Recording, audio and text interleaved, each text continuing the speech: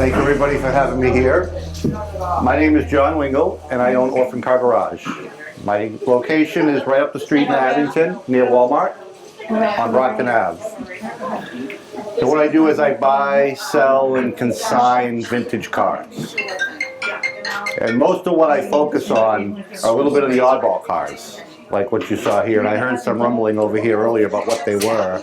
And you were right, for the most part. Yeah, what year? Let's start with that. Do you guys know what they are, what models they are? That's a Rambler. Very good, thank you. Very good. I don't in my mind know the year. The Corvair is a 63. I told you. 60 to 64 look pretty much like that, then they changed it. Narrow white wall. Right. Narrow white wall, that's in the 50s? 1960. Is it? All right, right on the line. Yeah, so regarding the white walls, it's kind of a funny thing. The wide white wall went out of vogue in 1961. So anything after 1961, you'll find with the narrow white, 62 and up. Yeah. So the wide white wall actually continued into the early 60s a little bit. I didn't realize that. 61. I mean, I knew that came before that, but so 61 was the cutoff. 61 was kind of the cutoff for no particular reason. It's just the one manufacturer copied the other. You know, so this is a 1960 Rambler. What's that? They don't sell anymore. You can still buy them. There are companies that reproduce them. In fact, this is my vehicle here, and I had to buy those from a company that reproduced the original. They're not cheap. The tires. The tires. Yeah. Our next question. Yeah. What year the seatbelt came in? Nash introduced the seatbelt in the late 1940s. Really? Nobody wanted them. Yeah, it was like an extra. 1948, I think, and it's actually in my notes. I was actually going to bring that up. I think it was 1948, and nobody wanted them. They were extra cost option. If the dealership ordered them and the car came into the dealership with the seatbelts installed for the $8 or whatever the option was, customers would request the dealers to take them out and give them a credit on the car. They didn't want them. $8? Whatever the option cost was, probably $6 or $8 back then for seatbelts. Wow. Yeah, but if you ask the dealer for them, though, that's another ballgame. Right, the dealer could install them too at the dealership, and of course they would charge, but Yeah, and it would be more than the $8. like 2% of vehicles in the late 1940s actually stayed equipped with seatbelts. So even though Nash offered them, nobody wanted them. Nobody wanted them. Essentially, 1970. Can I ask that question? Yeah. What kind of inside interior is cloth or leather? Say that again, sir, I'm sorry? The interiors, were they cloth or leather? Oh, you could get either one. And vinyl. And vinyl. That has vinyl and this has cloth. You know, my grandfather had a Chrysler New Yorker, the mid-60s style. Yeah. And it was, Brocade. you know, Kind of like with a paisley design. It was like very smooth and shiny. Did it have designs in like it? silk or satin, yeah. Yeah, it was what they call a brocade. Okay. Yeah. Kind of a step down from leather. Because in Cadillacs you can get leather. So, I kind of focus on the oddball cars like the Corvair and the Rambler. Unfortunately, I don't deal a lot with Camaros and Mustangs because to me they're too common. But I'll look for one for you. Were you the one that said you wanted a 69 Camaro? Yeah. I had a Firebird. A friend of mine just sold one. I had a Firebird. So what I like about these cars is when you go to a car show with either one of them, you're usually the only one there with one of these, and it usually brings a crowd. And they're affordable to buy. Whereas a Camaro can be very expensive, a Corvair could be a fraction of the price. I'm all set. Those two particular cars are near and dear to me because the first vintage car I ever saw or remember as a kid, sorry, robocall. The first vintage car I ever saw as a kid was a Corvair. And I thought it was so odd because it didn't have a grill. Everybody knows the engine's in the back. Yeah. So it's kind of the first car that kind of introduced me to vintage cars as a child. And then my mother worked for American Motors for 15 years, and we always drove Ramblers and AMCs as a kid. That's why I'm kind of, it kind of started my affliction. A drive, exactly. I don't like garages. Can I ask a question? Mhm. How come the buggies got the engine in the wrong place? Why would you say they're in the wrong place? Yeah, because it's in the back. You talking about the rumble seat? No, the engines, the engines. No, he's right, I know what he's saying. No. But who decides what's right and what's wrong with it, where the engine is in a car, right? The Corvair has the engine in the back, Right. and they sold 2 million of them. The Volkswagen Beetle, Yeah. Ferraris have the engine in the middle, a mid-engine vehicle. Wow. That, I like Okay, so that's a picture of the first assembly line. Yeah. Henry Ford's assembly line. Most Okay. people credit Henry Ford Thank you. for inventing the automobile. He didn't invent the automobile, he invented a procedure to build the automobile more efficiently. Smart man, smart man. So, does anybody know who invented the automobile? Who? His last name was Benz. I was gonna say it was a German company. Carl Benz, which we know now as Mercedes-Benz. They actually invented the first mass-produced gas-powered automobile. Henry Ford invented a way to build it more efficiently. So he invented the assembly line. It would take 40 hours to build a car by hand before. Now in 40 hours they could build Can I ask a question? 30 or 40 cars. If say family owner, say family own the Ford company, Same family owns the Ford company, yes, to this day. virtually. They're the last family-owned automobile manufacturer Right. in the world. Yes, that's a good question. Yep. The Ford family still owns Ford Motor Company. Descendants of the original Henry Ford still run it. Oh, yeah, Yeah, that's right. yep. Very good question, thank you. Electric cars. They're all the rage now, right? Everybody's ordering and waiting a year to get their electric car, but they're not new. Back in the early 1900s, we had electric cars. This particular car is called the Electrobat. I believe it was around 1908. They marketed them to taxi companies in big cities like New York, Baltimore, even Boston.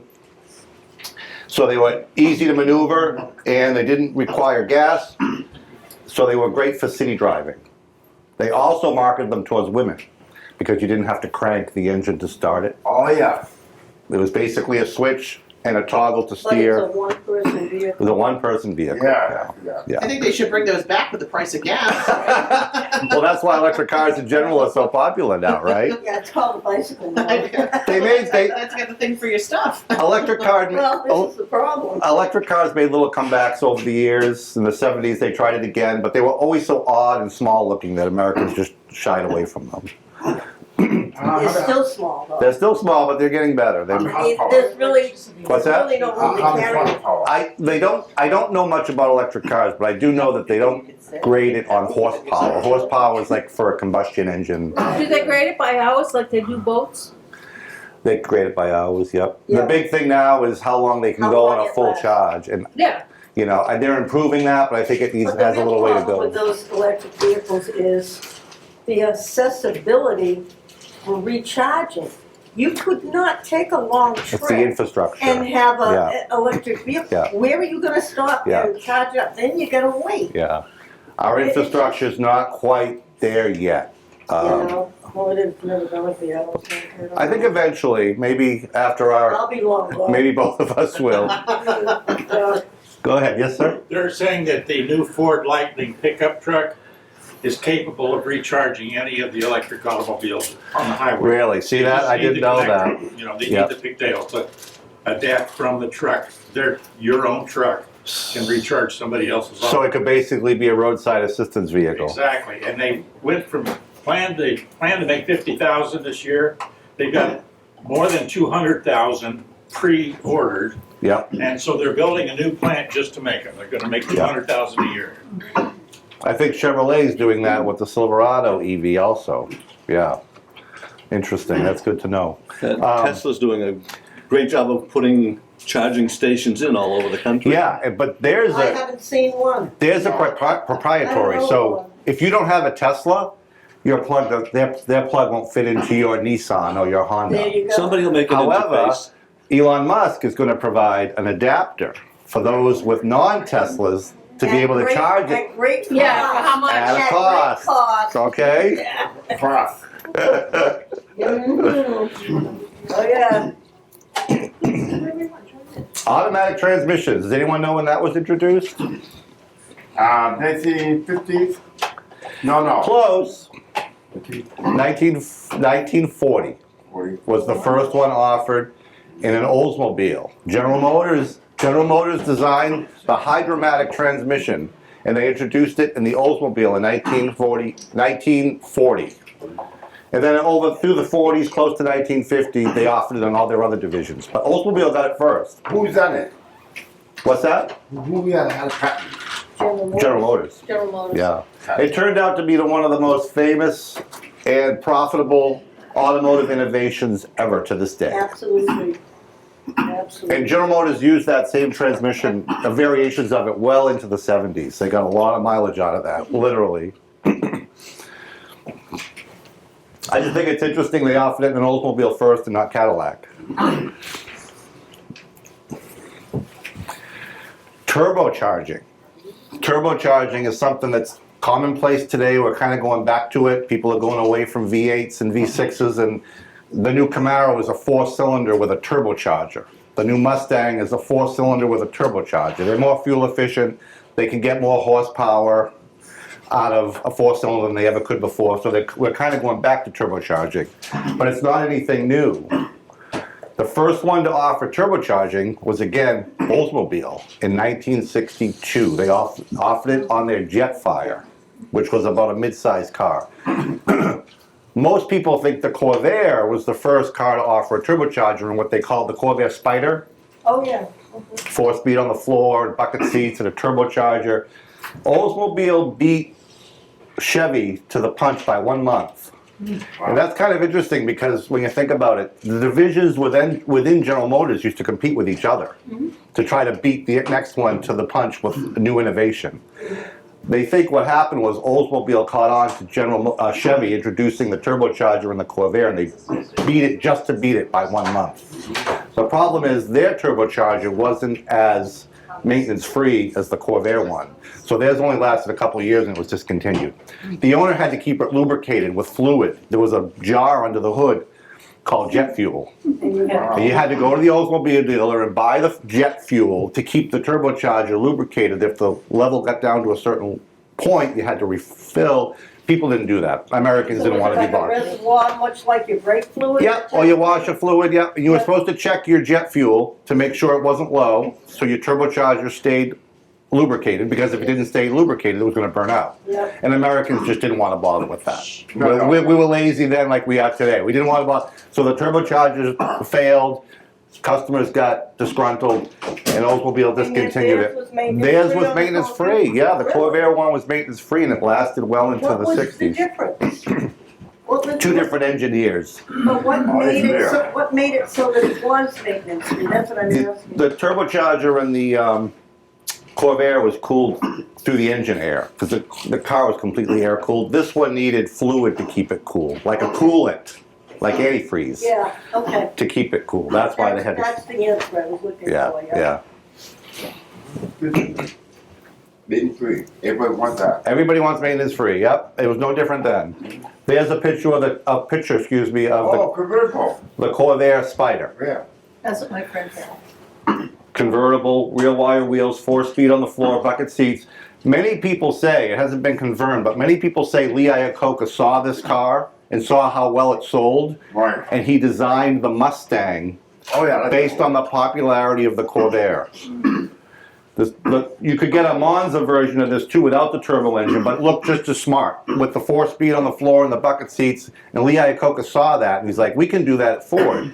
So they took a Ford Falcon and he designed the Mustang. What was the number one seller car those days? Well, it changed from year to year, but General Motors was always on top. It was usually Chevrolet, a Chevrolet How about model. Women? Yeah, what car they like? Women. Say that again, women? Yeah, they like strict car. Yeah, 57 Chevy. Right? Of Every house had one. Rag top. There you go. Colored brown. There's your answer. So there was a car. Dodge introduced a car in 1956 called the La Femme. And they targeted it specifically to women. Good. But you never get away with that today. Why? And there's a car down at the Heritage Plantation that has a vase for a flower on the outside.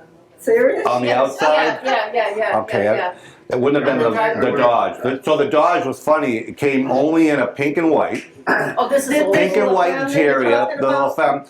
it had a holder for an umbrella in it. What if you don't like pink? It had a vanity case in the glove box. Yeah. All directed towards women. That's Oh, true. no, They I sold it like for the 2 years. Turquoise, that's the color. That color right there, that color right there. Yeah, that's a great color. Yeah, that kind Turquoise and white. of exemplifies 50s, 60s, right? Yeah. Yeah, that's the color. Airbags. When did they come out? 60? 1972, Ford introduced it as an option on their full-size Mercury Monterey. Again, like the seatbelts we talked about earlier, nobody wanted them. Even car manufacturers insisted that seatbelts were better than airbags, because at least the seatbelt kept you in place, so the airbag you could still fly around the car. Airbags can be deadly. They've improved the technology a lot over the years, but when they first came out like People have their this, necks broken from airbags. yeah, I heard. yeah. This is an Oldsmobile. General Motors introduced it 2 years after Ford did in 1974-ish, and they offered it on their full-size Oldsmobiles. Nobody wanted them, nobody wanted to pay for them. They discontinued them around 1977. Chrysler, believe it or not, made them standard equipment in their 1988 Chrysler LeBaron series. Just to use them It was the stuff first- they have probably. It was the first American car to have them as standard equipment. Yeah. Chrysler, little old Chrysler did that. And of course they promoted that too, and it worked out well. Now airbags they're on the passenger side, they're on your knee, they're in the steering wheel, they're over your head. The whole car is an airbag now. But Ford started in 1972, Oldsmobile 74, they were dead by 77. Interesting. Yeah. Now we expect them. I'm glad I wish they'd go back to just the lap belt. That I'm cool Well, with. there's the Nash, The so thing that wraps around your neck is the shoulder harness, yeah. Yeah, except it don't sit on, it sits on a 6 foot tall person's shoulder, i.e. a man. If you're 5'2", it's on your neck, baby. Yeah. A lot of the cars do have an adjustment though, you can slide it down. Some do. Not all. You know what my seatbelt was as a kid? My mother's arm. Yeah, oh, always. Right? My mother, The reach over. when you're talking about when the seatbelts were optional, they were a luxury item. And Yep. my mother's car didn't come with it. She went to the dealer, Yep. had them installed Yep. just on the front passenger side only. For me, no, For for you. me. Tiny little, and they had to cut it, and it was like a foot long on either side. So my little fanny would be in the front seat on the passenger side and buckle me in. You know? Yep, And yep. she went and did that, That's funny. back when it was all optional stuff, you know? Yeah, the baby I mean, it seats. was funny, you look in the car, there's these two little things, I mean, they're this long Yeah. in the front seat and nowhere else in the car. Because he said, well, don't you want it? Yeah. No, just right there. They were federally mandated in 1967. So every car in the US, sold in the US, whether it was exported from another country or not, had to have seatbelts in 1967. Padded dashboards also. Yeah. That that wasn't a mandate. So pre-1967, you had to pay extra for Yeah, seatbelts, she did. a dash pad, I'm back in the 50s, a so. pad on your dash, you know, 67, they were in every vehicle, yeah, yeah. but nobody used them. And nobody, we didn't. In the 70s, we didn't. We did it. And they were lap belts, like she said. Lap belts. Yeah. I don't have a problem with the lap belt at all. Yeah. Not at all. It's that thing on my neck, I can't stand it, and I won't wear it.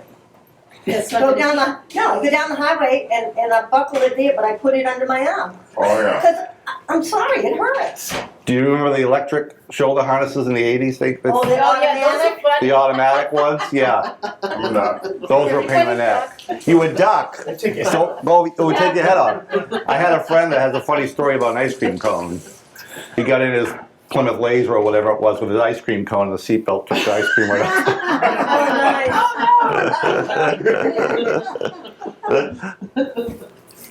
Does anybody know what that is? The bed? Yep. Yep. Well, it's a bad. Do you know what manufacturer And it that's is? what I wanna On know. the Well, passenger Reminds side? me of early Rambler. Yeah, Nash. It Nash. was, really?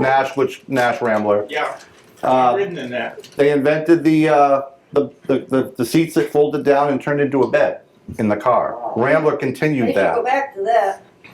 Well, if you were a dad, you never wanted your daughter to date a guy that had a Nash. And the last one we did down in Marion, there was a woman there, and she got all blushed, remember? So she knew. She knew immediately what that was, and I said, "You got a story." She got all red.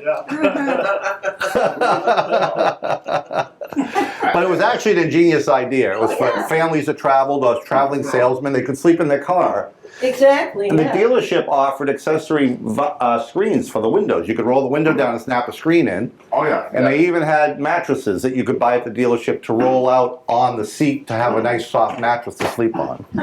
Sounds like a good plan. to The me. original sin bin. Yeah, right, yes, yep. Atronic Eye, General Motors designed this. We know it today as automatic headlights. This funny looking thing mounted up on the dashboard looked like the Loch Ness Monster up there. And what it would do is it would sense headlights coming towards you. So if your high beams were on, it would automatically turn your headlights to low beam for courtesy of the driver coming. And then once you passed, it sensed that and it put your high beams back on. We What could use price that is more that? today. All the I think it was offered across the General Motors line as an accessory. What years? 1952, and this continued well into the mid-60s, I think, this particular design with this electronic eye. So if you're ever at a car show and you see that, That had to be a really pricey add-on. I think it was, yeah, I don't have the numbers offhand, but, Yeah. I've got a Yeah. 2021 Equinox that's got the automatic dimming. yeah, all cars, I mean, a basic Kia will have it now, we're so used to it now, but back then it was like cutting edge. You know, look at the advertisement for it. Yeah. Of course, I missed the little floor I'd button, remember the rather floor have- button? I'd rather Yes. have it shut the other guy's high beams off so it don't Right. blind you. Here, shut your lights down. You better flip yours up and down. Yeah, with that, too. This is a fun story. What's that? What is it? This is the patent for the intermittent windshield wiper. Oh, This gentleman by the last name of Kearns had an eye injury on his honeymoon in 1963. On his honeymoon, he had an eye injury. And he was driving his 1963, he was driving his 63 Ford Galaxy in the rain with an eye injury. And the wipers were making his other eye, he was having vision problems. And he decided that it was because the wipers were aggravating the eye that wasn't injured. Wow. And it wasn't raining heavy enough, and he said, if I could just design something so the wipers just came up when I needed them. Because back then you had two speeds, right? I think that's the most ingenious thing they So ever. he was an engineer, and he went home after the honeymoon, and he designed a system called intermittent windshield wiper. He brought it to Ford and Chrysler and GM, and he wanted to sell it. He wanted to manufacture the system and sell it to them. He wanted to sell the kits to them so they could install it in their car. Ford and Chrysler showed interest. They sent him home, he went on his way. A year later, Ford introduced on their own the intermittent windshield wiper. Stole it. They stole his idea. Stole it, yeah. Stole it? He started a lawsuit that Did he ever have it patented though?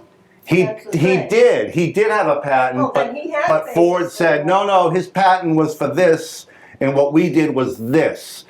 He used original components in his patent. We designed a whole new wiper motor in our patent. You know what I mean? So they were trying to fight his patent, saying that our system is different than his system. We didn't copy it at Yeah, all. patent. He So they started screwed a lawsuit against Chrysler, because Chrysler did the same thing. Chrysler and Ford, he sued. The lawsuit lasted 30 years. Oh my God, did he 30 years. live long enough? He became so consumed in the lawsuits that he lost his wife, his home. His family said he would be up all hours of the night He was researching. He was obsessed with it at that obsessed. At one point in the 1980s, Ford offered him $30 million to settle. They just wanted it to go away. Yeah. He turned them down. He turned them down. And at this point now, he's up in his age. I think it was around 1988 or 87. 1993, it finally goes to trial. This started in the early 1970s. Wow. 1993, it finally goes to trial and he wins. He won. They award him $5 million. That's all? And he could have had. He could have settled for 30. They Oh awarded my him 5. God. And then Chrysler settled, I think, 2 years later for another. What Yeah. he really wanted was an admission that they stole it. Yes, exactly. What's that? The original intermittent wiper was on the 6-volt vehicles. They were vacuum motors.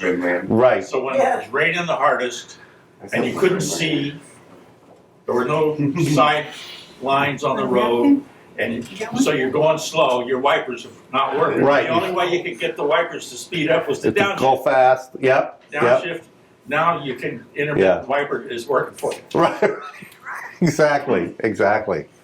Does everybody know what he's referring to? Because the early windshield wipers were vacuum controlled. It took vacuum off the engine, and when the engine's not being propelled, there's not a whole lot of vacuum being produced. So if you're In other sitting, words, the faster you go, the faster the. yeah. Does anyone remember that? That back in No, the I don't. cars from, well, the Corvair has electric wipers, but the Rambler may have vacuum wipers still. I don't drive it in the rain.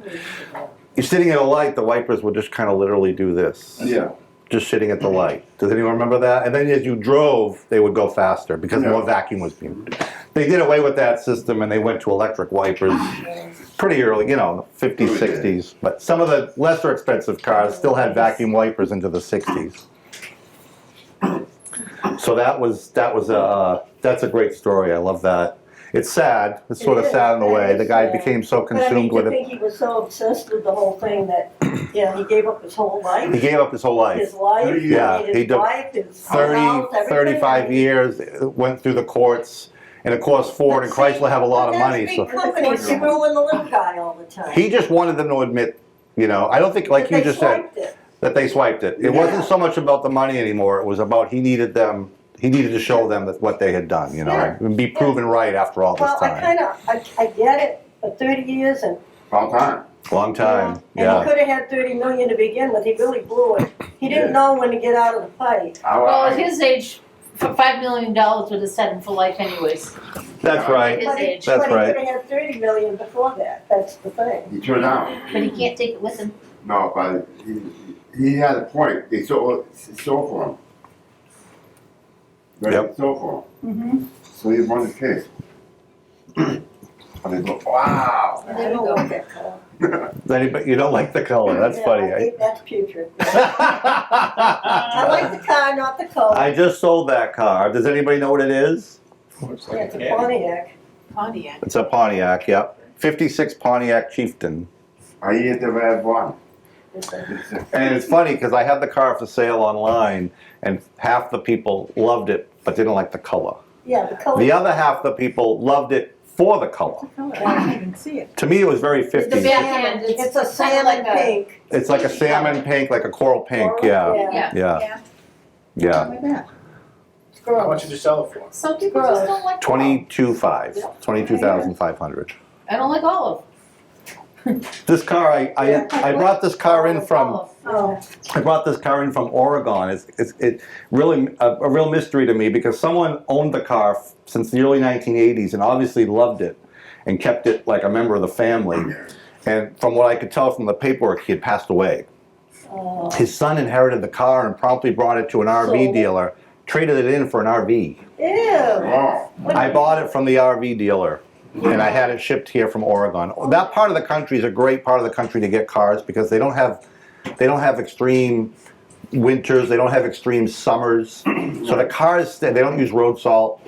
The cars, for that reason, Stay stay better. so. Yeah, this car had been repainted and re-chromed, but otherwise it was a very nice, straight. It had never been rusted or anything. It was a beautiful car. I would have that kind of. Beautiful car. Yeah, you get cars down south, you gotta worry about flooding.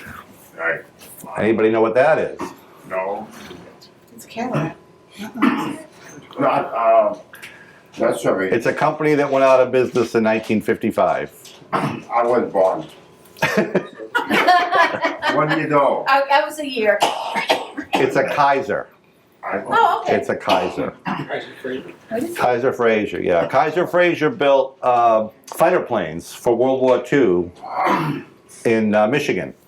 And then when the war was over, he converted the plant into building. They converted the plant into building cars. Those days, cars made out of real steel. Yep, You could hit yep, that's true.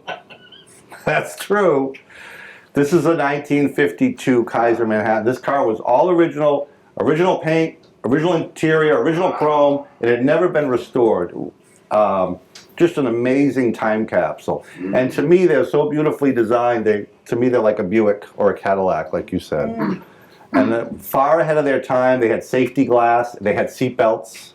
Wow. I just love the design with the dip and the gentleman that designed the car, his last name was Darren. So these dips in the car, they're kind of all around like Easter egg. window They covers. became known as the Darren dip. Those window covers. Yeah, the vent That was visors. original back then? Yeah, it was an accessory back then. Really? You know what they were for. Oh yeah. Keep the rain out. You could have the window open a crack, smoke Yeah. a cigarette, Well, there's that too. and that way the For smoke me, went I out. think keep the rain out, But yeah, but a lot of it was the people could smoke in the car, crack the window and keep the rain out. Lots of that. It worked just like a chimney because the wind going past the car would They suck the suck it car out. out from the interior. Right, right. I'm just getting coffee, that's all. Thank you. That is a Studebaker. A 1965 Studebaker Wagon Air, A-I-R-E. yeah, the top, yeah. And this was their invention, the sliding roof in the back to haul high cargo. Studebaker didn't have a lot of money by the 60s. They were just struggling to get by. By 1966, they were done. Done. So they had to do things to compete with the big three with not a lot of money. And AMC would do the same thing, and that's why I like those vehicles. I like what they did with so little. And they designed this wagon, which I thought was ingenious. And this rear panel was steel. You unlocked it, roll the window down, reach in, unlock it, and you could slide it forward. So it slid right into Manually? manually, yeah. And the rear window was manual also with the crank. Crank it up, yeah. And when you folded the tailgate down, there was a step that you could fold out and step up into the car for your large, to help mount your large cargo. For camping. Yep. Day trip. General Motors introduced a similar roof in the early 2000s on one of their SUVs. I forget what it was, Envoy XL or something it was called, and it had that roof, and they called it the first cargo retractable roof. And they were wrong, because Studebaker had, wasn't, but yeah. they figured by 2002, whenever they came out with it, people had forgotten all about the Studebaker. I didn't. This was one of my vehicles as well. Studebaker started out building horse-drawn buggies. That's how far back that company goes. And they built them in Indiana, South Bend, Indiana. And by the 1950s, they were having trouble competing with the big three. So they merged with Packard. Studebaker and Packard merged, I think, in 1955. And Studebaker had a lot of debt that Packard didn't know about. I don't know how they didn't research this, but they didn't. And they merged, and Studebaker kind of dragged Packard down. Packard was all done by 1958. Studebaker name continued. If you look at the tag on the door, it would say Studebaker Packard. Right till the end, they were still Studebaker Packard, but the Packard brand was gone by 1958. Everything was Studebaker. 1963, they were so broke, they had to close their South Bend plant in the United States, and they moved all their production to Canada. This is one of the Canadian-built cars. This was a 65. 66, they were done. Wow. How's the roof? Not very, you'd be surprised, because they're not on a lot of people's radar to buy. None of these cars are. But that's why I like them, because it makes them more Despite the affordable. rarity? What's that? Despite the rarity? Despite the rarity, yeah. Rare doesn't always equal valuable. I've found that out a long time ago in the car business. Rare does not always Well, I equal suppose, yeah, valuable. you're gonna want it, so. Yeah, It's collectability. collectability, yeah. I like all these cars because, like I said earlier, if I go to a cruise night or a car show, I'm probably going to be the only one there with one. And it gains a crowd. And across from me is going to be a guy with his six-figure Corvette. and nobody's looking at his Corvette because everybody's seen every Corvette in the world by now, right? But they haven't seen a 60 Rambler in 30 years, or maybe their mother had one, or their school teacher, or their brother learned to drive on one. So someone will always come up to me with, when I drive one of these cars, with a story. And I love hearing the stories. And they draw a crowd wherever I go. And people can buy them affordably, so I sell a lot of this type of stuff. This is a fun car coming up next. Wow.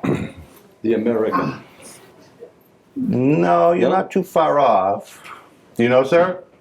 I'm not guessing. It's one of the first compact cars introduced in the United States. It's a Nash Metropolitan. Two-seater. Well, they actually had a back seat, but it was ridiculous back seat. Like, Storage of a little. yeah, it had a padded compartment back there. Groceries and that's it. Yeah, they called it a back seat, but I mean, even a child wouldn't be able to fit back Not there. really. They were built in England by Austin.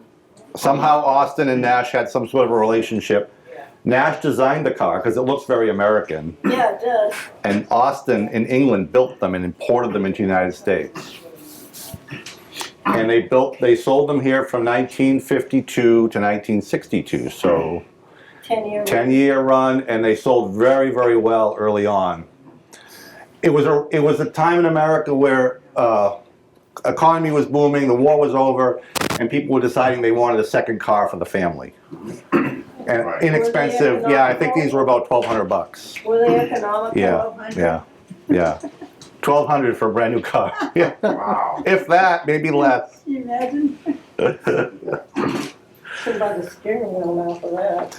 They were all That's manual. less than some mortgages. You couldn't get an automatic transmission. They were never offered with an automatic transmission. They were all what we call 3 on the tree. Does everyone know what I mean when I say 3 on the tree? Yeah. Up here, the 3-speed manual on the column with the clutch. Every one of these was a 3 on the tree. I think if they had modernized it as the 60s came into play and added automatic transmissions and maybe a little bit bigger back seat, it didn't even have a trunk lid. So to access the trunk, you had to fold down the back seat to get it. Yeah. If they had done little innovations along the way, the car probably would have survived a little bit longer. Now what door, right? What door? What door? 2-door. That's a door? 2-door. Well, there's a door on the inside. Yeah, 2-door. They never offered any, they never had any other, they had a convertible and a hardtop, that was it. They had a convertible. Different door. Back seat? And those are actually pretty valuable today, the convertibles. Yeah. Doors now. They rusted and rotted pretty bad, especially in this part of the country. Really? Like a Subaru, yeah, Subarus did too back in the early days. The Japanese cars in general, as reliable as they were, they rotted and rusted in this part of the country, yeah, very, very early on. Cheap steel. Before Marfax. Yes, Oh. Wow. That's an Edsel. Isn't it? Yeah. It's a 59 Edsel. And I'm sure everybody knows the Edsel story, right? Ford spent millions and millions and millions of dollars in market research to develop this new division. It was going to be a whole division within Ford, like Mercury and Lincoln, because they wanted to compete more with General Motors. General Motors had that ingenious step-through program where you started with a Chevy, and then you went to a Pontiac, and then an Oldsmobile, and then as you made more money, you bought a Buick, and then when you really made it, you bought a Cadillac. So the consumer stayed within the General Motors umbrella through their whole life. Ford wasn't having the same luck. People would buy a Ford and then jump to General Motors to buy an Oldsmobile or a Buick. They had Mercury, which was a step up from Ford, and then Lincoln, but that was it. They only had 3 and General Motors had theirs. So they knew they needed to add more. They put all their money into Edsel. Edsel was going to be a new division for a new type of buyer. As we know, it was a flop from day one. The design was controversial, the early ones. This is a 59, it still has the funny grille, but I should picture a 58. 58 is really out, and people thought it looked like an Oldsmobile sucking a lemon. It had that really, yeah. They didn't know how to market it. we didn't know if it was above a mercury in the scale, or was it supposed to be below a mercury, because they had a ton of different Edsel models, and some of them were nicer than a mercury, and some of them were about like a Ford. So they kind of went off on their own, and people didn't know where it fit in. The country was hitting a recession in 1958, so the people weren't buying cars. They weren't inexpensive cars, so there was a lot of things that conspired against the Edsel. So it came out in 1958 with a big fanfare, and by 1960 or late 1959 it was dead, and all that money was lost. I think I read somewhere that they figure they lost about $8,000 on every one they sold, which back then was a lot of money. Yeah. And if you take a marketing class in college today, they usually talk something about the Edsel and what a failure it was and all the mistakes they made along the way. Go ahead. Yeah. Thank you. Thank you. You're welcome. I used to have a toy, my godmother worked for Ford Motor, and she got home a toy Edsel. And they had the, it almost sounded like it was like electric. You ratcheted it out, and then it would go, yeah. So this is kind of how I end my presentation. That's me. That's my phone number on my website. I have cards and pens for anyone that would like one before they leave. But I'd like to hear any stories that you guys might have about a particular car that you had that is near and dear to you, or someone in your family had. Anything? I buried the needle in my 67 Impala. Big car to bury a needle in. Going down Route 6 through Hyannis. Back in 1970, I don't know if it was the summer of 71 or 70, I think it was the summer of 72. That's a nice straightaway. Yeah, it was just before the hill, just before the exit. Yeah, So I was actually between like exit 5 I'm and guilty of exit that 6. too. Just past that, I think there's a stretch of road that they kind of coined Suicide Alley. Yeah, that's. I'm thinking, is that because of you? Yes, it goes into Harwich. Yeah. About 20 up 24. The Spady was going the other way. What's that? Say that I again? was guilty of the same thing. I went above 20 up Route 24. I was running late for work. Ow! What kind of car? The 69 Firebird. The Oh. Spady was going on the other side of the road. I'm like, bye-bye, baby. Did you feel like Smokey and the Bandit? Yeah. Yeah, trust me. I'm like, oh God, don't hit the exit. See him coming up behind me. I'm like, oh please, let's just get to work. Yeah. That's great. Anybody else? We're all guilty of that. I used to drive my father. My father had I think it was a 74 black Pontiac. What the heck was it? Grand Prix. I think Grand Am, Grand Prix. Grand Prix. Yeah. The big one. Nice, big two-door. Yeah, and I remember when I first drove it at 16, I was at a friend's house, and it was so powerful. I had parked like up next to his lawn, and I thought I just touched the gas, and I ripped up all this turf.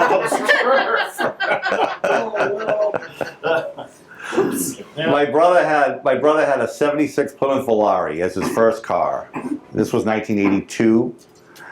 And he went off to UMass, and when you were a freshman, you couldn't bring your car, or it was too expensive to bring your car. So his car sat in the driveway, and he went off to school. And my mother used to leave work pretty early before I had to go to school, because I was still in high school. But I wasn't old enough to drive. But I had to walk. I was within a mile of the school, so I had to walk to school. So if it was raining, I knew how to drive. I'd be in the house and be like, the Volare's there. There's student parking. No one has to know a thing. I don't want to walk to school in the Ford. I didn't have a license. Oh my God. I was 14, 15 years old. You got caught. I drove the car to school. You got me. And then I got so daring. I got so daring that only when it rained. I wasn't doing it on days like today. I didn't want to tempt too much, except I got so daring at one point, I started bringing my friends from the neighborhood with me. But what happened was I got smart, because I was in the cafeteria one day and it started rumbling around the cafeteria that John drove to school and he's only 15 and his brother's car's in the parking lot. And I said, if the wrong person finds out, when I come out, You're ridiculous. someone with blue lights is gonna be waiting for me. If a teacher drops a dime. So I caught on to what could have happened real quick and I drove home that day and I didn't do it again. You But never got caught? I You never never got caught. I never told my mother, excuse me, I never told my mother until she was towards the end of life and she was sick and I would always tell her stories to make her laugh and You I needed wanted to get it off my chest. You wanted.